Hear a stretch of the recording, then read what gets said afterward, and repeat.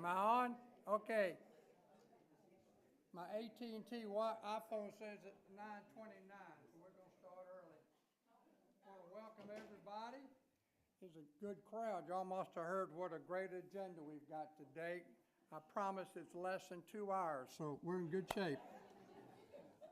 Have we got any visitors or first-time attendees? Any new residents? Great. Well, welcome, and I hope that this will be meaningful for you. Before we get started, we have a special presentation that Caroline's going to make. So Caroline Mixon, step up. Thank you. Good morning, everybody. As hard as you try, you always leave somebody out. So when we had our June 4th, is that better?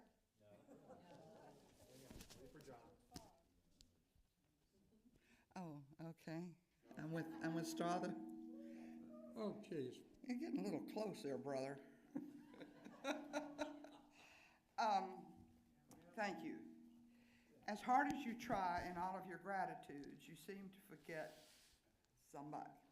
But there was one very critical person that we left out of the thank yous, and we did not know how everything was going to go exactly on June 14. However, we had a soloist, and the soloist said a cappella. And if any of you who are music majors know that a cappella means no accompaniment. But I didn't want to bank on that totally. So I asked Miss Ann George to be prepared to do the cue for the soloist. Ann, may we have your cue? Oh, excuse me. Thank you. Would you join me? This is the sweetest lady. She happened to be sitting in the audience. And I said, I need your help just in case. So we had the copy of America the Beautiful up there, and I said, just hit his note, because he's a middle C guy. So what we decided was we were going to honor you today for fulfilling that position, which you didn't have to do because his voice was wonderful. But what we have for you is an official America 250 ball cap.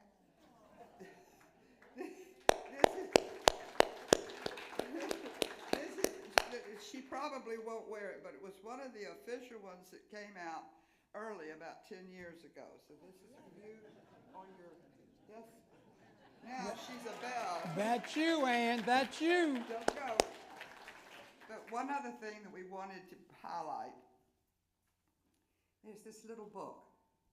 Has anyone seen Thomas Paine's Common Sense? It came out in January 1776.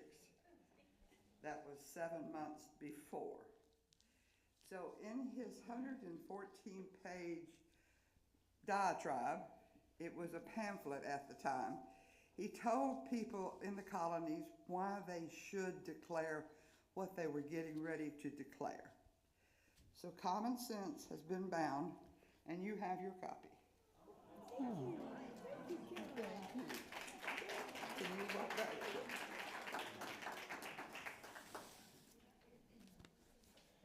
And with that segue, I'll turn it over to Carl for our special. We have a video of the 250th anniversary celebration on June 14th. Some of you have seen it, but it is worth looking at again.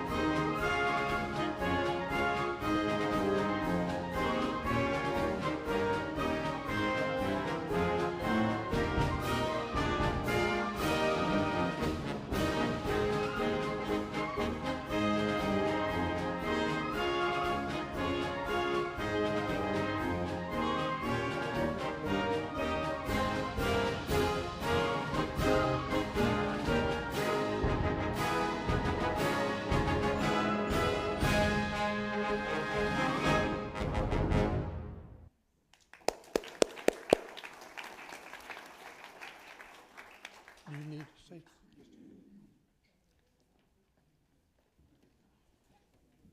For any occasion as glorious as June 14th was, you have so many people to thank, and Caroline has done a marvelous job of that. The photos we owe to Frank McDonald, was the photographer, and without them, you would not have had the presentation. So if you know Frank and you see Frank around, be sure that you say, thank you very much, Frank. I'm going to send this afternoon a link to this video. There have been a few modest changes made, but if you'll click on that link, you'll see the new video, the complete video, and please enjoy and be proud. If you haven't been out there and visited, please take a moment and go out. Thank you very much.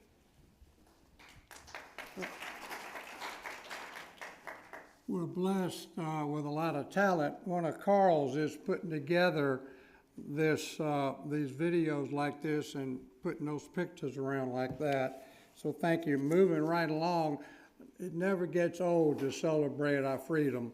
And I just hate that I missed the June 14th, but it was a great event. And I appreciate everybody's participation. And let's carry the torch forward and enjoy our freedom and do what we can to make sure that we keep it. With that, I'll introduce, we're finally to the invocation. We have our own retired Army chaplain, Bill Carr. Will do the invocation for us.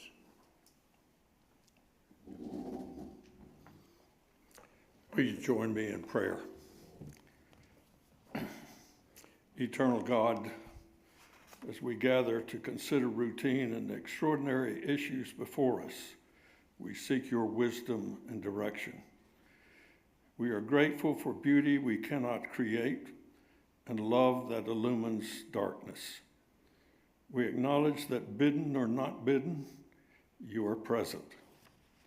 Help us to live each moment aware of your oversight of our thoughts and actions. We pray for our own who face formidable challenges. May your grace be sufficient for our needs. We ask for your blessings upon those who lead and those who follow in this community of care.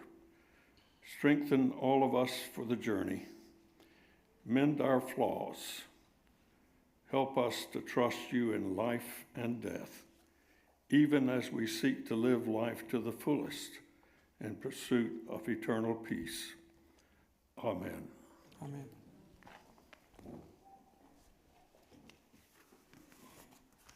And now I'll call the meeting to order. And do we have a quorum, Madam Secretary? Good. And we'll now call for approval of the minutes. I know people pored over the minutes. Did anybody find any errors? If you did, be careful how you tell Caroline that. She might take offense. Otherwise, I'll entertain a motion. We approve the minutes from the June meeting. Second. All in favor? Say aye. Okay, thank you. We'll now have, you never appreciate a printer till you don't have one. And mine went on the fritz, and so I got a copy of the agenda from Caroline, and she must have used about 3 because I can't read it, so that's why I'm stumbling. I apologize. I promise next time I'll have a larger agenda. But I think it says we'll now have the financial report from Marie Oakes. Good morning. We began the month with $30,633. We had income woodshop dues and keys of $60, and employee appreciation fund $1,390. Interest income $5. We spent engraving of memorial leaves $57. And we bought equipment for the wood shop for $264, leaving us a balance of $31,766. Are there any questions? People do, I'm sorry, go ahead. Have a great day, everybody. For those of you that do not have a copy of the financial statement, the board's not sitting on that money, and my salary is not that big, but we have, under this, we have wood shop, the railroad rooms, employee appreciation, library books, memorials, and LVE chorus. So we have different departments, if you will, where this money is spent as needed. So she read off 2 expenditures. But we aren't here to make a profit. We're here to take care of the various activities that we have on our campus. Thank you, Marie. Executive Director, Scott, you're on. Good morning, all. Good morning. You on, John? Move them up. Still don't think it's on. I can hear you. Standing right next to you. Now it's on. All right, good morning, all. I'll start with hiring updates. A little bit of an echo, John. Positions needing to be filled are occupational therapists in our rehab department. A couple of line cooks we continue to need. And just for a reference to another community, I came from Indian River Estates, and they are down 8 line cooks in Vero Beach, Florida. So it's kind of I think it's a trend around the country, just a lot of competition in that area. So we need a couple, and we're looking hard for those. And Assistant Director of Nursing at Willowbrook Court. Audrey Ellis is our current Assistant Director of Nursing at Willowbrook Court, and she has decided to leave LVE to pursue a non-managerial position elsewhere. So we wish her luck. We're looking to fill her position. On a very positive note, our new fitness trainer, Tori Johnson, is progressing through the onboarding, and her first day is scheduled to be July 20th. So that's great news. Terrace level air conditioning update. I gave one today in the link. Its purchase order has been given to our vendor. Thank you. And right now they're rebuilding 2 compressors, and we're expecting them to be able to install them next week at the latest. We have team members that are continually monitoring the temperature downstairs in the terrace level, and it ranges from 72 to 78 degrees. A lot of effort has been put into trying to keep it cool during this challenging time of heat and the air conditioner being down. Ask the Director meeting is next Tuesday the 14th, and I've been collecting the questions. Annual community visit by ACT's leadership is next week on the 16th of July. Strother and your executive committee will be having a lunch meeting with the leaders, along with Anna and me. The forum this month will take place on the 23rd in this room at 3:30. We did host a very successful tech fair last week, and there were many resident volunteers as well in the tech area, in culinary and fitness, and in sustainability, and we thank you all for your assistance with that. The food forum yesterday did take place, was not advertised as it should have been, and that was our fault. And there were more staff in attendance than residents. But it went on as usual and can be watched on ACTS TV. So good information. So watch it if you're able to. And then finally, I wanted to thank the residents, several or very few, who did decorate the community wonderfully for our dedication, for the 4th of July, for America's 250th birthday. It just makes me, Anna, our whole team very proud to be part of this community. So thank you very much. That's all I have. Can I ask a question? Please do. You got it, John? He's doing it right now. Oh, just push that lever up. All right. Yep. So you've given us good updates about the terrace level air conditioning, and we're not hearing anything about the main level air conditioning in the dining room. Can you give us an update, please? It's hot up there too. Is this one on? Yes. That air conditioner is on our capital projects for this year, and we're waiting on financial approval from The our release of funds. regional maintenance team. Yeah. They're very aware. There's multiple ones. Just our biggest one at this moment is the terrace level. But we expect that hopefully within a month. Yeah. I know it's the hottest time of the year too. So once the terrace level's up, although we don't want to, we'll move whatever we have to upstairs to keep it cool up there. If you can apprise everybody through the link about that information, that Okay. would help. Will do. Thank you all.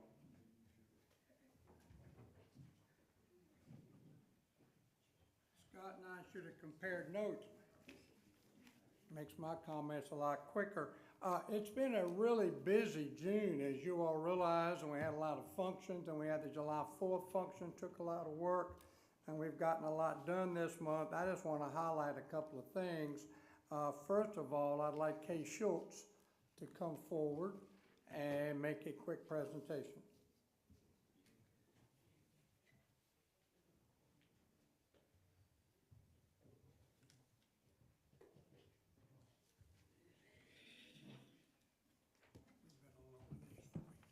Is it on?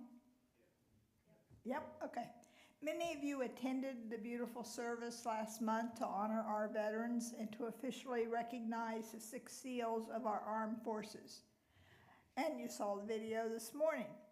But you may not be aware that our esteemed Secretary, Caroline Mixon, planned, organized, and executed the service.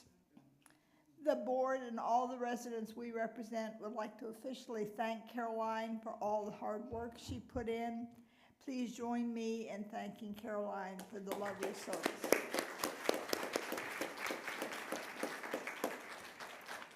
Thank you, Kay. Just a couple of items, personal observations. It's time to start spreading the word on EAF, Employee Appreciation Fund. We made a decision earlier in the year that the Samaritan Fund we would concentrate their efforts through August, and then September through the end of the year, we would really emphasize EAF.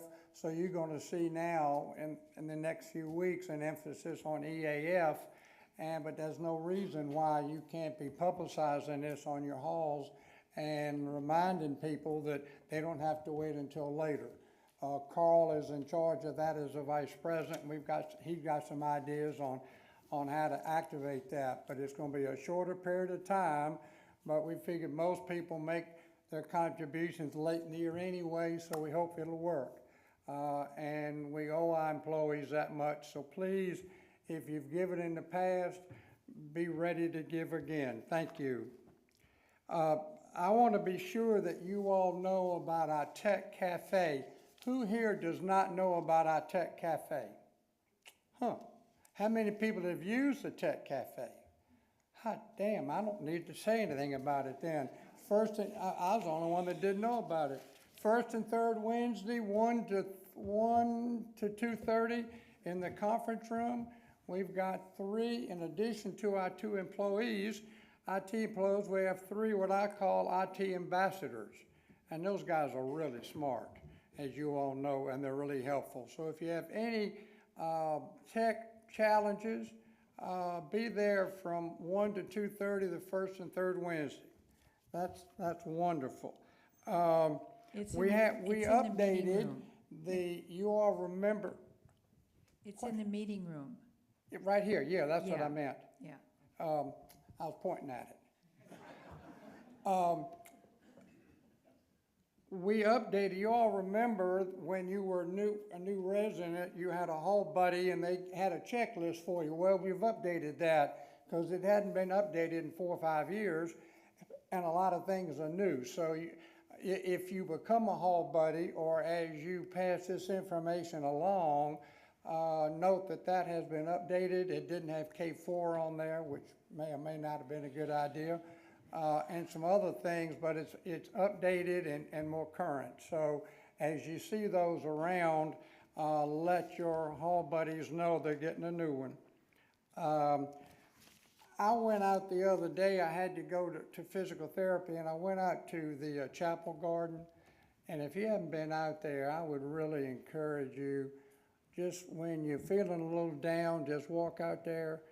I walked out there, it was quiet and peaceful, and it made a difference in my day. So I would really promote you just walking out there. Now you can't get back in from this door, but you can get back in if you're going right towards the physical therapy area. So you're not trapped when you get out there. But just a peace passed over me when I was standing out there. So I would really promote that for you. And the tech fair has been mentioned, and corporate is coming next Thursday, and you'll recognize when the other guys in the 3-piece suits and the highly polished shoes. Be cordial. They would like to speak to you, but they realize, but they won't admit it, that we are their best property. They won't ever tell you that, but that's what they're thinking. So don't do anything stupid. Don't run through the lobby naked at 2 o'clock in the afternoon. Don't throw up in the bistro. That may cost us. But seriously, go up and approach them, speak to them. Most of them speak pretty well. They're Yankees, but they speak pretty well. So anyway, corporate's coming. And with that, we'll get back to the agenda and start with the committee reports. I think, Augie, you're first.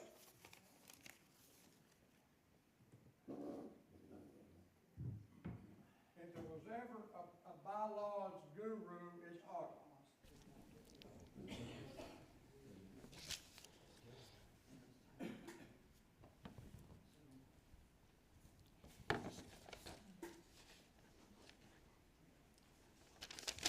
Thank you, Strother. I do take issue with that last comment, though. This has been a education under fire. chairing the bylaws committee.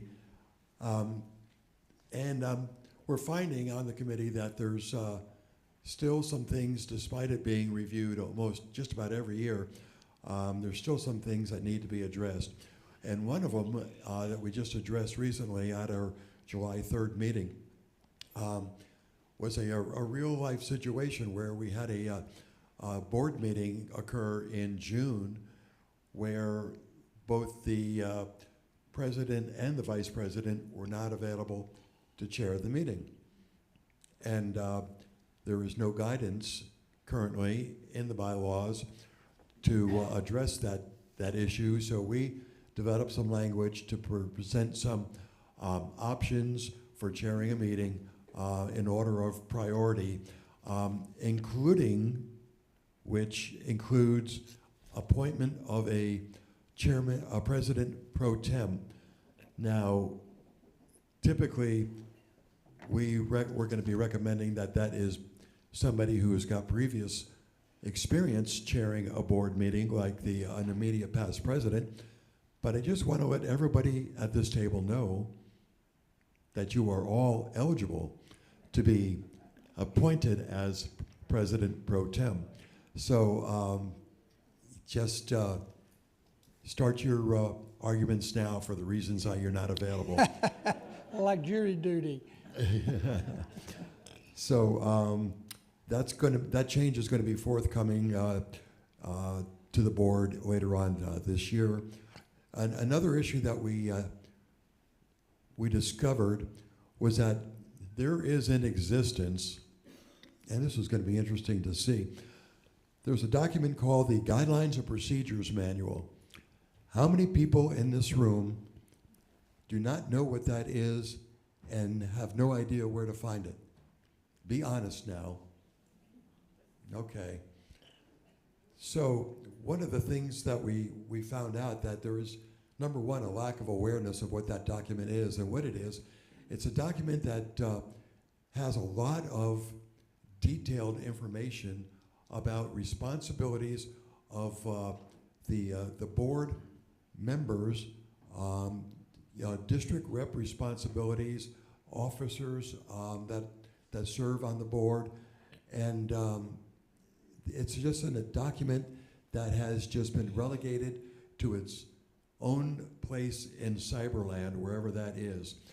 One of the problems we discovered is that the bylaws is included in the resident handbooks that are given to all new residents.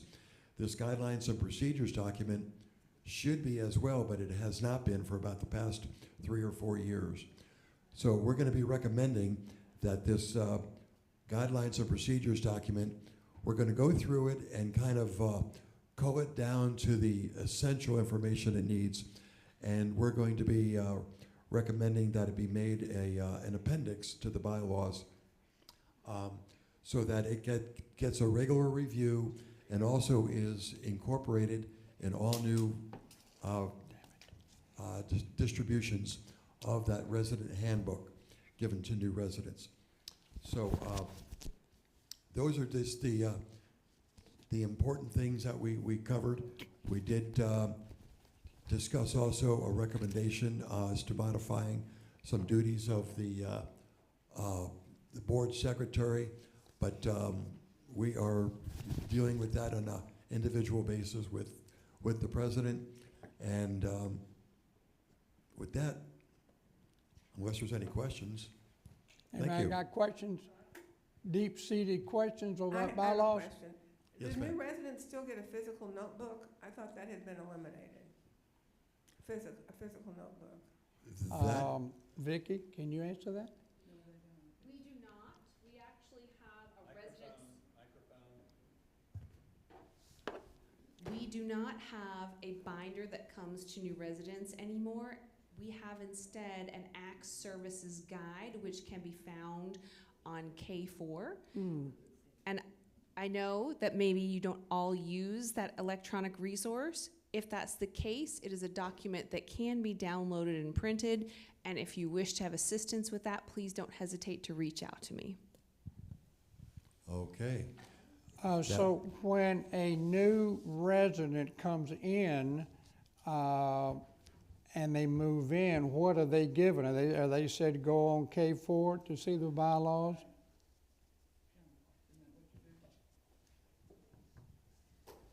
That doesn't sound good. Not positive how it has happened in the past, but moving forward with a new program that's called Prospect to 365, there will be a meeting with the community technologists before move-in to go over where you can find stuff, how K4 works, how you can get on the portal, many other things. Shonda does give a handout though as well with some papers, some documents, and you're going to be adding something to that, right, Strother? Yes, that new resident checklist needs to be in there because the hall buddy needs to have that checklist to go over.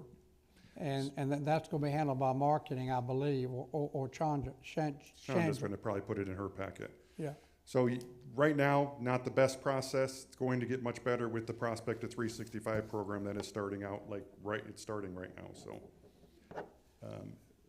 new residents will know a lot more on where they can find things, and we're trying to make it easier for them to find what they need to find before they move in. Be sure on your halls, when you have a hall buddy, emphasize to them how important the orientation is, because I've seen people down in the bistro wandering around and not really knowing what's going on. And so let's be sure that the hall buddy sits down with these people and goes through that checklist thoroughly so that they'll feel indoctrinated and know the way around. Thank you, Augie. Thank you. Culinary, Judy.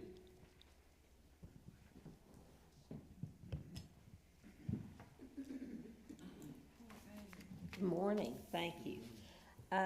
Just some notes from our July 6th culinary meeting. Father's Day brunch was very successful. We had almost 300 residents and guests, and the old-fashioned cocktail, thank you, Chad, received special recognition from some of those people. Chad shared with the committee the K4 digital comment card data. We've been encouraging residents to use K4 and give us their comments on culinary. The committee was very impressed with the quality of the data the program displays, and we'll be able now to analyze not only monthly data but annual, quarterly. It all just comes right out of the computer rather than having Karen Hickman work for 4 hours on that report. The report identified some overall positive resident feedback in the areas of service and hospitality, and the most common opportunities for improvement centered on improving the food temperature and consistency, food availability later in service, and communication regarding substitutions and delays. And I'd like to give you an example of that. I recently ordered a chicken cheesesteak sandwich, and the person in the bistro that took my order said, "Are you aware we're out of the bread, the bun that sandwich usually goes on? Would you still like it, or would you like to order something else?" I was very impressed. I thought that was so helpful and easy for them to do, so we're encouraging them to continue that. Chris gave us an update on the air conditioning in the dining venues, and you know that we've dragged in fans from all over to keep that area as cool as possible. We have many opportunities for career advancement in culinary. 2 examples are Christian Whitley has been promoted to lead cook, and Paulina Flores promoted to prep cook. Now that Mountain View, we've successfully transitioned that to full table service, we're focusing on bistro to improve that venue and make sure it's as popular now as Mountain View is. Chris announced that Sarah Gonzalez was selected as Server of the Month. You know, on K4, you can type those servers' names in and vote for your Server of the Month. Is she upstairs or downstairs? Upstairs. Both. Well, both. Okay. Yeah. let's see. Chris also made a recent trip to another ACTS community, and he shared his observations with us, with culinary leadership and culinary staff. And he'll be meeting with Anna and Chad to discuss changes he saw that he thought were valuable and get their input on possible implementation here. Brian discussed the menu changes for July, and he also emphasized to the committee that he is tracking the hot bar items, sales items, so he can adjust what he orders. This is to help address the concern that not all foods are still available toward the end of service. And Anna told us that she's focusing on providing culinary leadership with the support they need to continue the job they're doing. She's researching compensation packages for culinary employees. You know that LVE needs to stay competitive with all the new restaurants that are coming up in the Gainesville area and the market beyond Gainesville. So she also shared the information on the new takeout containers, which are in line with the sustainability efforts at LVE. And I hope you will stop by the bistro, look at the new containers that we're offering. They work really well, they are sustainable. We're trying to move away from plastic, but we can only do that with your help. So hopefully you'll give us some input there. Are there any questions? No? Thank you. Good report. Thank you, Judy. How about Pam Ellis, housekeeping?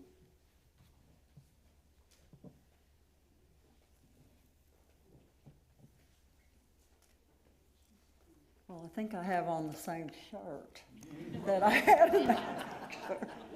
I don't have a big wardrobe, but anyway.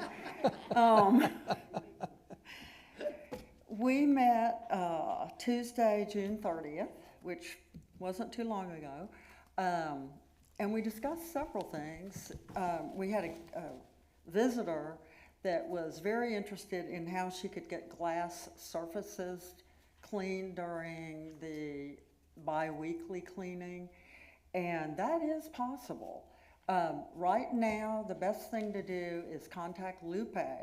As you know, it's not part of the usual package of things that's done during the regular bi-weekly cleaning, but contact Lupe and they'll look at how many surfaces you have, and it's possible that if you want to add them on, they can have a fee for service for that, or if you don't have a whole lot, it could be a swapped item. So from that topic, we went into changing maybe some of the fee-for-service items that are offered. As you know, right now, they're all hourly. They're charged by the hour. But we were thinking, okay, if you have something that doesn't take very long, like cleaning the glass tops, could we have a flat fee? So we're continuing to discuss that, and I think it sounds like a great idea, and the staff and the members of the committee are reviewing that and going to come back with other ideas about things. And you guys too, talk to the members of the committee about ideas that you have for small jobs or larger jobs that could perhaps be a fee for service, a flat fee instead of an hourly fee. And then we suggested, I don't know if this will happen, but that there be a button on K4. You know, if you go to shortcuts on K4, which is a lifesaver, and then when you hit that, you've got an array of different buttons that you can choose. By the way, one of them is resident services, which is where the closest thing to a handbook that we have is located. But we were thinking it would be wonderful if we had one that said housekeeping. So anyway, that's out there. And then Anna shared with us that our environmental services department, specifically housekeeping, is testing out, is one of 2 ACTS pilot locations, currently testing the TELS system. That's a technical system, a program that's being used currently in maintenance. And my understanding is it involves communication, but it's a lot more up to date, and the people using it have more real-time communication. So currently, the one way that you can notice that housekeeping is using it, the cleaners, your housekeepers, have a device that looks like a cell phone, and they actually check off the specific items that they do, the tasks that they do in your apartment. So as this program and grows and the software is utilized more completely, they'll be able to really track down where there might be problem areas, who's having problems in what area. But another thing to realize is if you see your housekeepers in the hall looking like they're all on their cell phones, they're probably checking in. And there's lots of hope in this area that down the line there may be real-time communication available, possibly leading to knowing when our cleanings are going to happen more accurately. So anyway, this TEL system has a lot of promise. I think that's it for me. Thank you. Landscaping, Shantha?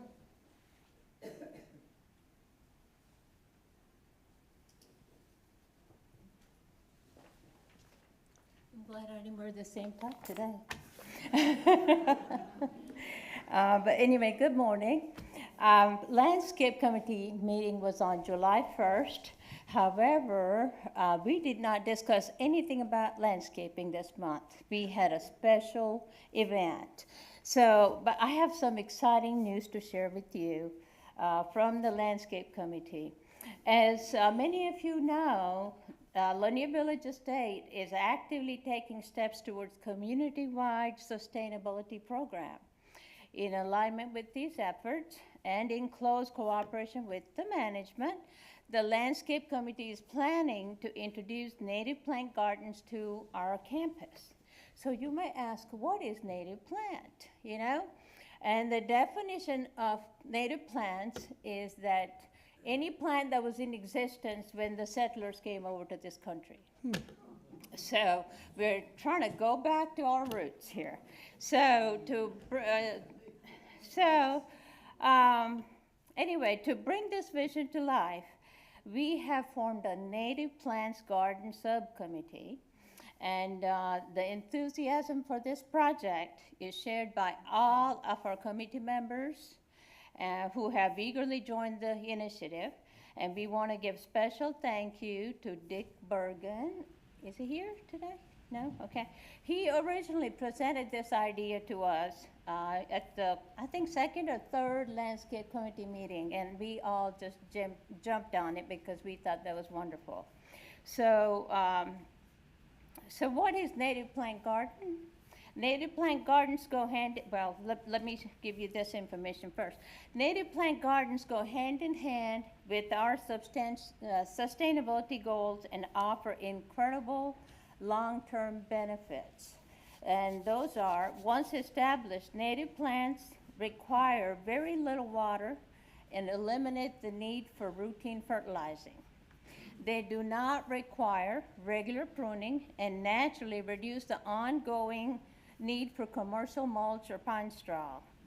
They are inherently resistant to local pests and diseases. Looks like I have a long speech, but I don't. It's large print, so just bear with me. I wish I had that. Well, next time call me, I'll print it for you. So native plants are non-invasive, and they actively support our local pollinators, birds, and wildlife. Cost savings, ultimately transitioning to native growth will save our community a significant amount of money over time. In our quest to design the best program possible, we dedicated our entire monthly meeting this month to a special presentation by Karen Hicks. She's a certified native plants consultant and a master gardener. Her slide presentation was eye-opening to all of us, including me. I mean, I've learned about these, but still there's so many native plants. It's unbelievable the variety of plants you can get that are native. And she graciously stayed afterwards to answer many of her questions. So we learned a lot, and we are deeply grateful to the Special Projects Committee for providing the funds to bring this expert to LVE. So thank you so much. And looking ahead, to ensure success, we are starting the native plants garden on a small scale. We have selected our first pilot site, and that's the one, the intersection, big pine straw hill you see over there at the intersection of Fern Shadow and the Misty Morning Way. You know, I think behind Danny Askew's house, you see this huge hill. So we have sort of selected that to be our pilot project. But before we start anything, we have to go through a crucial step of soil testing. So we want to make sure what we plant there will survive. I mean, there's no point in planting something that's going to be dead in a month or two. So we'll be collecting soil samples to submit to the Hall County Extension Services, which will then be evaluated by the horticulture department at the UGA. And this will give a scientific baseline for any necessary soil amendments before we carefully select our plants. Okay, excitingly, this mindset is already spreading.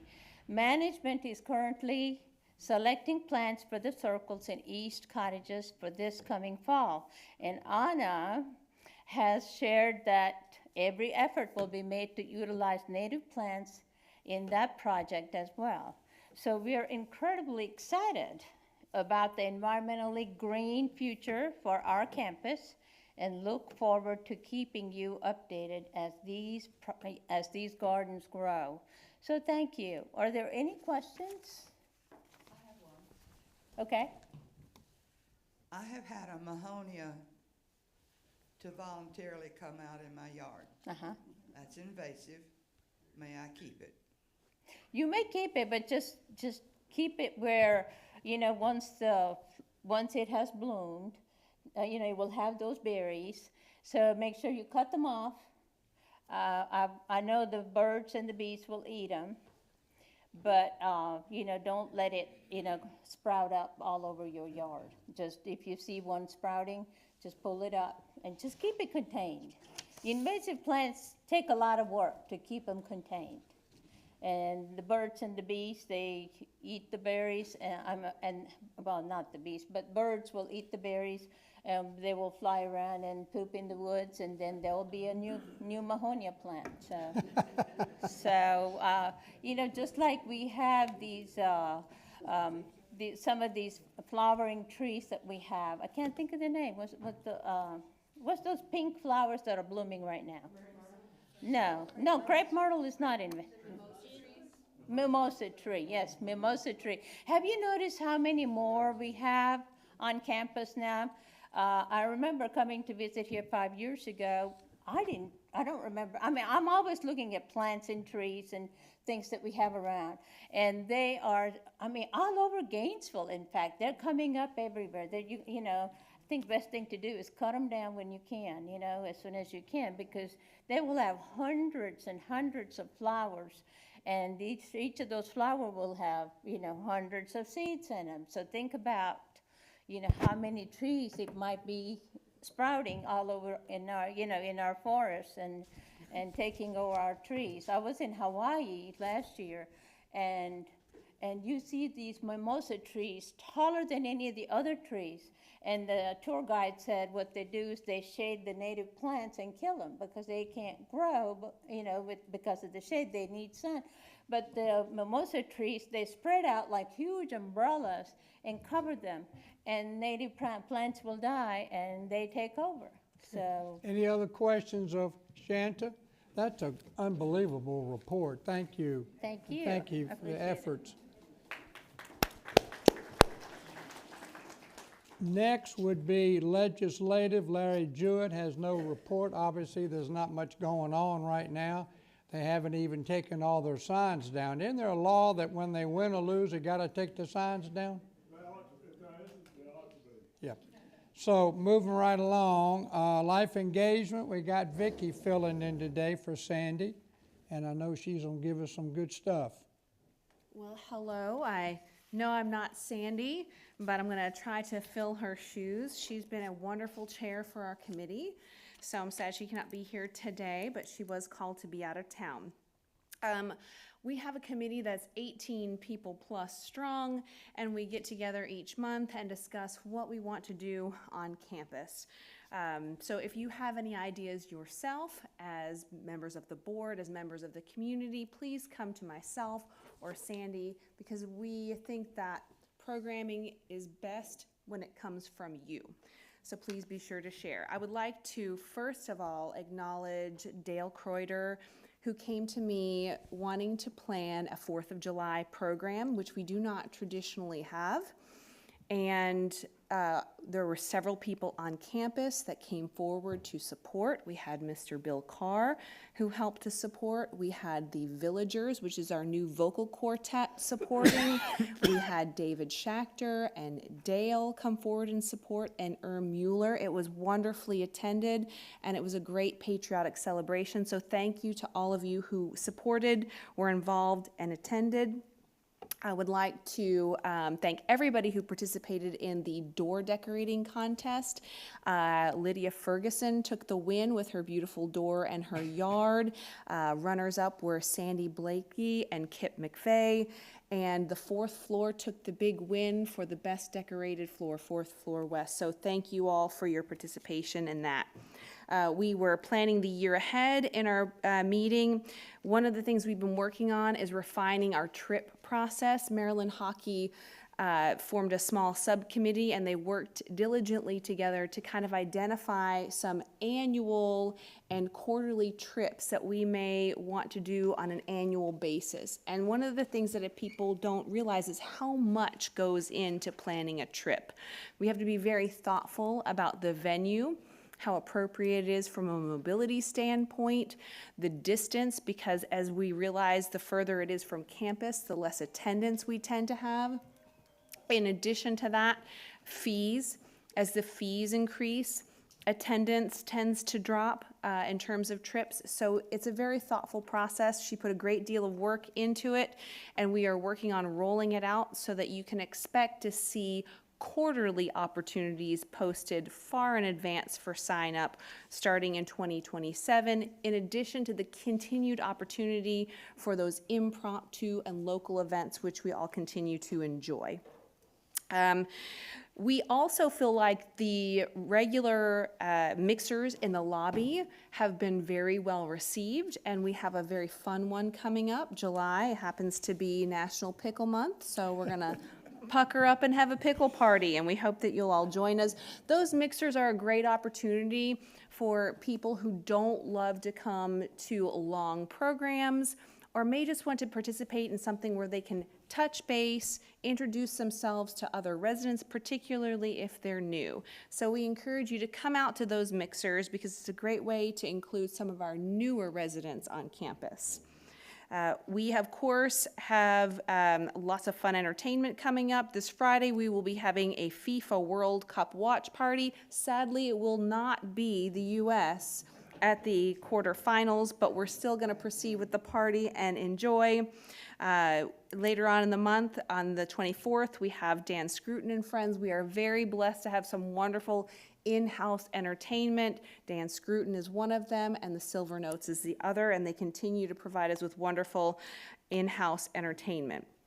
As we look forward to the month of August, we will be celebrating this community's 25th anniversary, and we have a number of wonderful things lined up. Everything from edible art to a tacky tourist contest to our scavenger hunt, and of course, our Captain's Cocktail, which was incredibly well received and successful yet last year, will be incorporated into the theme this year. In the fall, we know we have Olympiacs coming up. We will not be hosting this year, but we can look forward to hosting very soon. Events that we know are confirmed for Olympiacs are trivia, bocce, cornhole, chair volleyball, water volleyball, Wii bowling, billiards, jigsaw, and walking relay. If you've been an athlete in the past or wish to participate this year, please reach out to Melissa. As we return from Olympiacs, which will take place on October 1st, we'll be heading straight into Active Aging Week, where we have a number of wonderful things planned. We'll kick off the week with an ice cream social celebrating our Olympiads and all of the wins. We will also be including Women's Wellness Wednesday that week, which Justine Thompson and a group of ladies are spearheading to plan a wonderful day focused just on women's health. Based upon feedback from years previous, we've done the chicken chase for the longest day, which happens in June. But it is, as you know, it's very hot in the month of June. So we've pushed the start time for that chicken chase early in the morning, which meant that we had limited participation. So we're moving that to Active Aging Week because, of course, physical movement would be part of that. So you'll learn more about that, and we'll also include our annual nonagenarians celebration, celebrating everybody in our community who is 90 or over. We're already starting to plan New Year's Eve. Last year we had feedback that the entertainment, while it had big energy, kind of was a departure from what we traditionally have, which is music we can get up and dance to. So we're looking forward to having a big band come, and we will do our It's Midnight Somewhere celebration. We also had a request from Mr. Oscar Wiltsey, which was very helpful, to start to put together a mailing list for the floor reps to help communicate some of our campus events. We know that we do the monthly calendar, we know that we do the bulletins, but being able to lean on our floor reps to help promote community activities is a great way for us to keep everybody in the know. Our committee leans heavily on K4 for signups for events, particularly things where we need to have a cap on numbers or there's a fee associated. And we'd like to encourage you to continue to ask your friends and neighbors to ask us for support with that. Don't let K4 and not being comfortable with that process inhibit your ability to participate. Encourage your friends and neighbors to come to our office and lean on us to help make sure people have the opportunity to sign up and participate in community trips and events. And I think that's all I have. The village. Oh, the Village Voice, yes. So there has been some question come up about the Village Voice. So for those of you who may be new to the community or may not be aware, for many years we had a publication which was less like a newsletter and more like a tiny magazine for anybody who's ever leafed through it. 12-page publication each month. And we had a pretty big editorial board, probably a dozen or more people. It was a resident-driven initiative, and Life Engagement would support by helping with formatting. It would get sent to our corporate office for printing. During the pandemic, meetings ceased. We took a pause because our community's focus was elsewhere during that time on production. And when we came back together, we started the process of doing a monthly publication, and then we got word we were moving to digital. So slowly over time, committee numbers dropped, and it made it harder for us to sustain that level of production. We met on a couple of occasions to kind of get an interest and an idea about where we might go with the Village Voice. And we're realizing that doing that 12-page publication may not be a realistic thing. And rather, we're looking at creating a link or a tab in K4 where, as cool things happen in our community and new residents move in, we can upload those articles that come to us throughout the month into that tab for people to enjoy as they come out. So it would look more like a living, breathing document that can be accessed at any time through that tab that we can continue to add to rather than a 12-page monthly publication. So that's where we're at. It may take us some time for that to fully roll out. Some areas of need in regard to that is we've had a couple people come forward who have been more than willing to do interviews for new residents, and it may mean us partnering with the move-in buddies for us to be able to do those short introductions to new community members. So if that's something that you're interested in and would be willing to support us in that initiative, please reach out to me as we continue to work towards that rolling out between now and the new year. Any questions of Vicki? If you're bored around here, it's your own fault. Because there's a lot going on, and we appreciate you and your committee. Any questions of Vicki? All right, thank you. Maintenance and safety, Farrell, here he comes, Farrell Singleton. Thank you. Strother mentioned early on about his printer. You don't appreciate it when it's working, but when it's not working, it bothers you. I think the same applies to the maintenance and safety people. I want to reach out and give kudos to our team that do so much for us behind the scenes. Jeff Year is the Director of Property Management, and they work hard to address all the issues. If you think about when Scott says we will do this with the air conditioning things, you know who does that. Maintenance comes in behind that. How many of you here have ever been in a school or a church and you've been responsible for setup and takedown of chairs and tables? You know what that's like. They do that daily and sometimes several times during the day here. So if you see members of the maintenance and safety team, I hope that you will say something to them and thank them. We meet the third Wednesday of each month.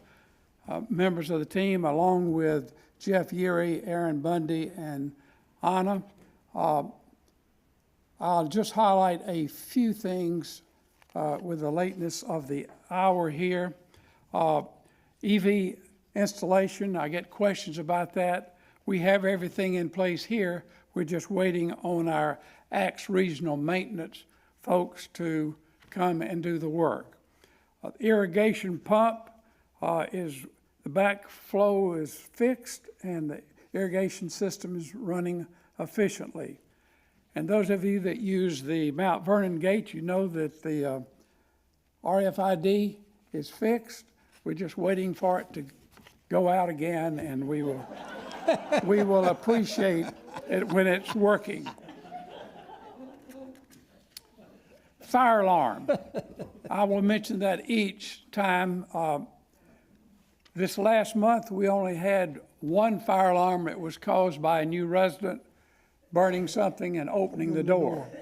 So only one, that's good. So the floor reps are doing a good job letting folks know to keep your door closed when there's smoke in, unless there's a fire going on. Jeff Yeary has decided some of the fire alarms that have gone on is because when Impact Fire, who's the group that comes in and works on these things, they'll send reps here and they'll do something that they make a mistake and we have a fire alarm. So Jeff has decided anytime they're on campus, we're putting the fire alarm system in backup. So if they mess up, you won't have to go outside. Thank you. Yes, I think the only downside to that is that when the fire alarm system goes into backup, and Oscar, keep me straight here, when it goes into backup, the doors that are automatic that by fire regulation has to stay closed between buildings, so fire, if you do have one, will not spread from one building to others quickly. So those doors close. So when you're going from, say, east into the bistro or Mountain View, those doors are closed. That's because there's somebody on campus working on them. We don't want a fire alarm to go off. Work orders, just again to talk about the appreciation that we have for our team. They receive how many work orders in a week? What's your guess? 100. 100, good. Do I hear two? 250. Very close. They receive approximately 250 work orders a week to work, plus internally they receive another 200 or so from, I don't understand this, Anna, what do they have to do? What are those work orders about? I can hear you and I'll repeat it if I. Those worker orders are for what you mentioned, is the setup and takedown of the rooms here, other areas around property, and then we all see things or need things as well, either on behalf of our residents or just the operations of the property. So we put in work orders for them as well. So in addition to the work orders that you folks put in, then members of a leadership team put in work orders to get things done. It's like, I guess Scott set up an air conditioning unit in the bistro or something like that. So two other things. In the atrium, which is on the first floor, I believe, of West, redoing some of, putting in new lighting, LED lighting, and members of our workshop, volunteer guys. Anybody in here work in the workshop? Well, anyway, they're down there working now. They are building a supply cabinet for use in the atrium for storing equipment used in exercise and fitness classes. So walk down there and see what's going on. That's the end of my report. Any questions? Great report, Farrell. Any questions? There's Oscar? Oscar. Yes. Just something on those fire doors that close. You can still go down that hallway. You can still open that door. It is a heavy rated fire door, but it's got panic hardware on one side and a handle on the other. Because I occasionally run into people that say, well, gee, the fire door was closed, so I couldn't go from one part of the building to the other. That's not true. You can. It's a little bit unhandy, but you can do it. Good point, Oscar. Thank you. But a better point is if you're in a rollator,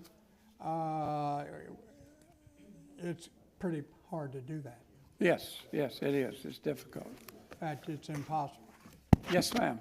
I've had several people ask me, how long should we wait if we don't hear anything about a work order? What do we do if we... Good, her question, if you couldn't hear, if you put in a work order and you don't hear anything in response, what should you do? Call. Anna, will you answer that question? Yes. Please reach out to Jeff Urey or Christopher Hopkins and let them know. By email? Yes, by email. Okay. I have two residents I know, both of them fairly negative, and both of them had to admit to me last week that they had work request orders that were answered, were responded to in less than an hour. So hats off to maintenance, and these guys are no longer quite as negative as they were before. So keep up the good work, maintenance. Thank you, Farrell. Thank you. Regina, memorials. Keep it short, please. People are getting restless. Our committee met on January 23rd, and Karen Hickman reported that she had posted all of the new leaves, which were like 6 for that month. And they were, the leaves for the entire year were recognized at our forum meeting when Duke did a special program in recognition of all the names of the leaves that have been placed in the past year.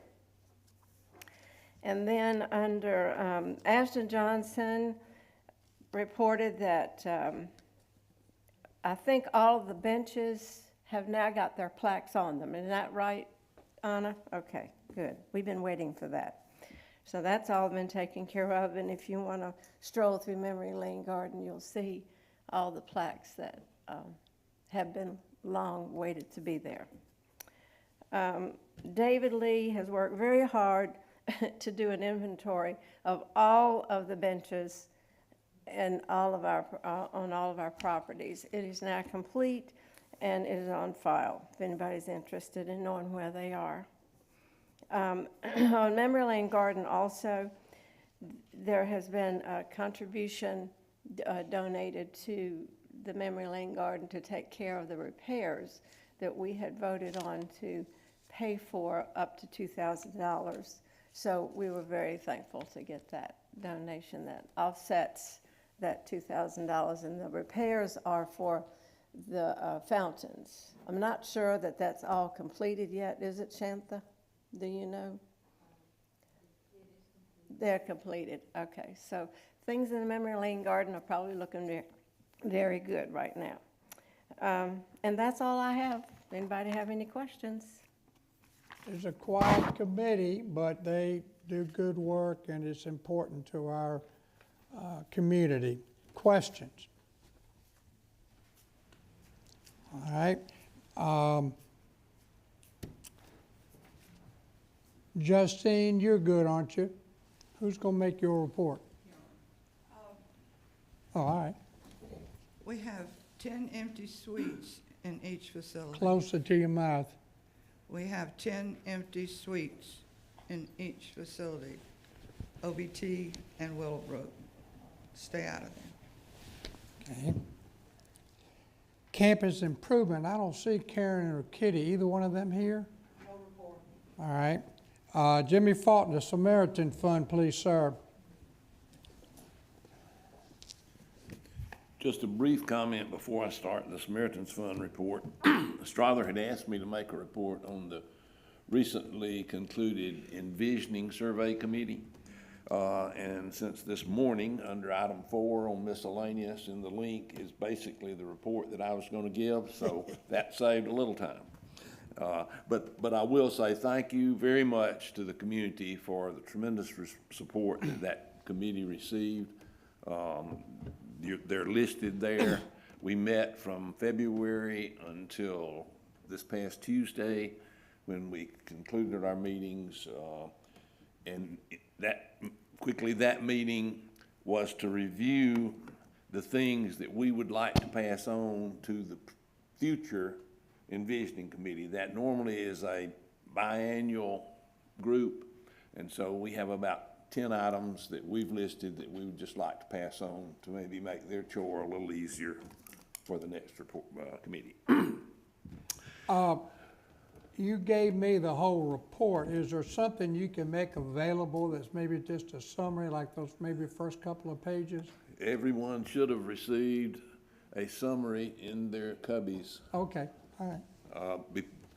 About 2 days before the full report came out on the link. But the full report is also available on the link of, I can't remember the date, but it was about 2 days after that little two-page summary So came out. everybody should have a summary in there, should have got one. Okay, that's And good. the full report is available at Julia's desk, not to take with you, but to make a copy if you so desire of the 50-plus pages of that full report. Don't do that. Thank you, Jimmy. Okay, as far as the Samaritan's Fund, we're excited to begin work vigorously on this year's LVE Cruise Week celebrating 25 years of LVE. The theme for this year's Captain's Cocktail Party, Samaritan Fundraiser, and Silent Auction is Cruising Through Our 25th Year. This super fun-filled night will be held on Thursday, August 6, 2026, from 5 p.m. until 8 p.m. and will include, as last year, drinks, heavy hors d'oeuvres, live music from Southern Journey. And your ticket will also include the ever-popular Samaritan's Fund live auction and an opportunity for a chance to win a week at a condo in historic New Bern, North Carolina, valued at $1,600. That won't be auctioned off. It'll be drawing the name out of the hat. So there's no cost other than the tickets. Tickets are priced at $65 each and will be on sale July 20th and 21st in the bistro, at lunch and dinner, and in the clubhouse lobby on the same dates at dinner. There will be only 180 tickets sold, so be sure to get yours early. All net proceeds from this event go to support the LVE Samaritan's Fund. And in closing, let me tell you that due to some health issues that I'm experiencing, Sally Darden and Ken Freites have graciously agreed to serve as co-chairs of the Samaritan's Fund for the remainder of 2026. I'm really very appreciative to those two for stepping up into this role. Are there any questions? All right, thank you. Jimmy, we're praying for you, and we appreciate your efforts. Thank you. All right, we're going to go now to new business. We have something really exciting we're going to do now. We're going to establish, hopefully, if y'all vote on it, a new committee that we think is going to be important. So with that, Carl will take over. One of the things that we all embrace and we all cannot escape from is the technology that's available to us today in all forms. I heard a cell phone go off a little bit ago, and I had to then shut mine and turn it off. And it permeates our lives. We would like to ask someone to move at this time for the formation of a standing committee on technology on behalf of the resident board. Would somebody like to move for the establishment of that? I so do. Second? All in favor? Aye. Aye. This committee will work with you hand in hand and with the technology available to us today to help us embrace that technology and use it effectively. And it will cover everything from, I hope, a call desk, a call number, a help number, regular presentations, just to bring it alive. It's already alive and well, but we need to just bring it up one more level, and we're going to do that. Second thing is the Employee Appreciation Fund. You all have been wonderfully patient. We decided to not really launch it until later in the year, let the Samaritan Fund really be on its own in the beginning and do the good work that it does. Within the next 30 days, you will hear a great deal about the Employee Appreciation Fund. I would ask you between now and then, and I would ask you every day and every week, every month, when you see someone on the staff walking by, stop them, put your hand out and say, we really appreciate what you do. The fact is that we really, really do. And we'll try to really express that loudly this year when we launch the Employee Appreciation Fund. Thank you. Thank you. Interestingly, when Carl thought about this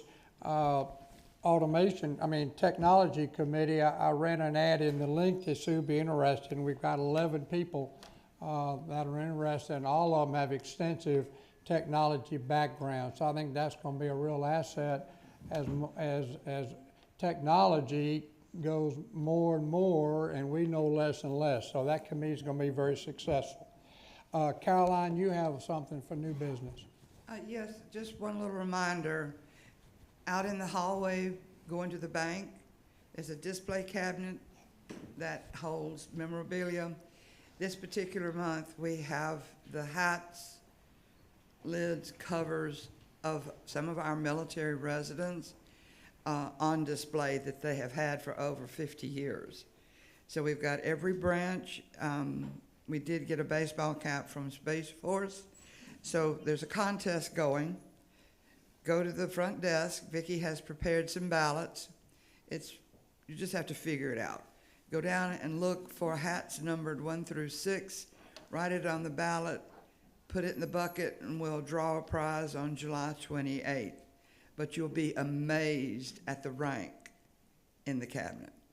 Thank you. As we close, before we adjourn, I just think we need to show, as the audience and as the board, our appreciation. You can see how hard our committees are working. You can see how dedicated they are. You can see how they're really trying to get things done. We're a community, and these people are where the rubber hits the road. Now, obviously, they got staff doing a lot of the work, but they volunteer the time. So I would like to do a shout out to all of our committees.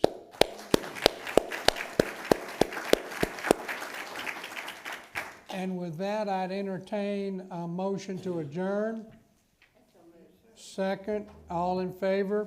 See you on August 13th. And we held it down to less than 2 hours. Thank you.